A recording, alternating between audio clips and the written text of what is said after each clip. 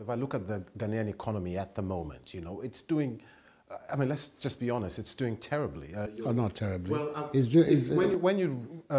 your inflation in your country, inflation in Ghana. I don't know the economy in the world that's doing well. Well, tell me Ghana, where you are here. Inflation in Ghana. The highest inflation. Well, 15.7%.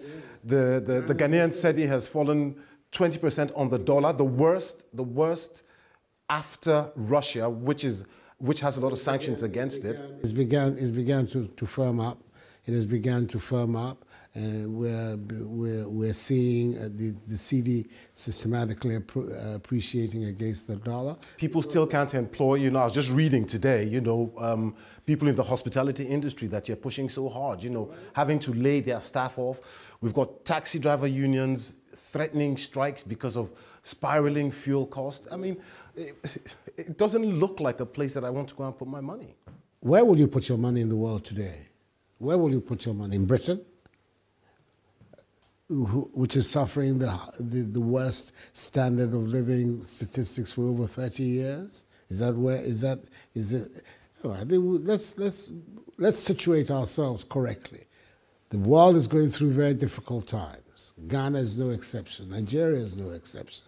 There's no country in the world that is escaping the ravages of both COVID-19 and also the impact of the Ukraine. But what you need to look at are where are the elements being put on the ground that look beyond the COVID and beyond the Russian-Ukraine war. And I think you'll find that in Ghana, the recovery program that we have is one that is considered very credible, and it is what is going to give us the opportunity to come out of this period a stronger economy. And it is that future that we're looking at when we're attracting people.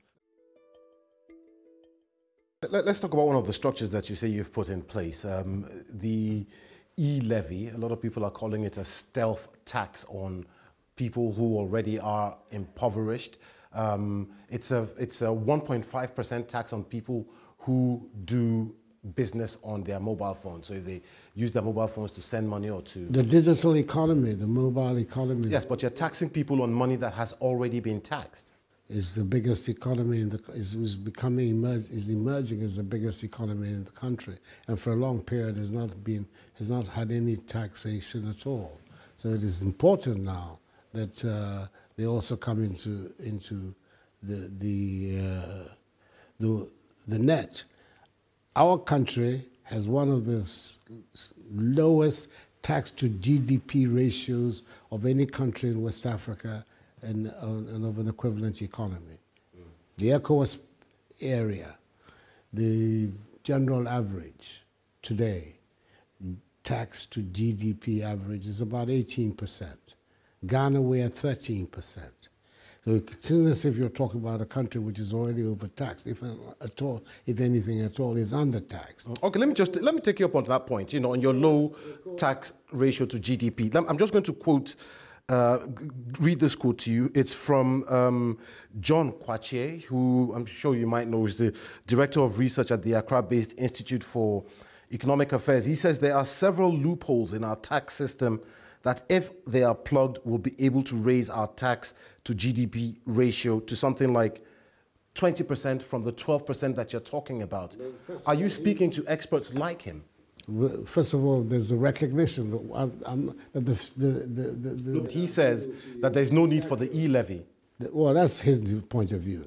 He's an expert. But he's an expert. There are experts in government as well, and we think it's necessary, and that's the reason why we... You think it's necessary to tax people who are already impoverished? They're not already impoverished. We're talking about people. We're talking about taxing an industry and transactions where a lot of value is being created, and we want to also bring that value into government coffers. I think that is something that is there's nothing so, and the e-levy is not Ghana, it's the only country that has something like a mobile, a digital tax.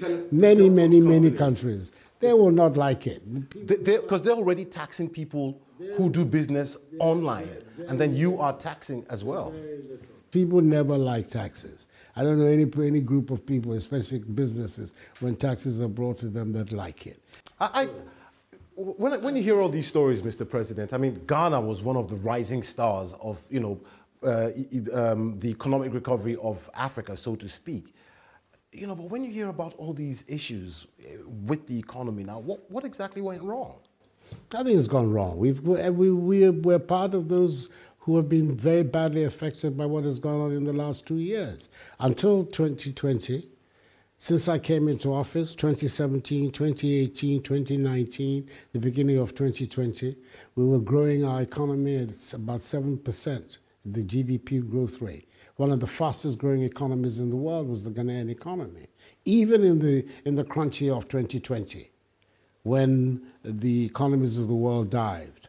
Ghana, we still managed a positive rate of growth because the fundamentals of our economy are strong. But it has been a difficult task for all the economies of the world. I think it is important that when you're making the kind of provocative statements that you're making, that you situate yourself. You speak as if you're living in the same time as you and I, where the world economy as a whole has gone through very difficult times. And there are several things that we're doing, which is in the line of being able to pick up our economy again. I have no doubt that next year, if you were to come and speak to me like you're doing today, we will have a different set of facts for us to look at.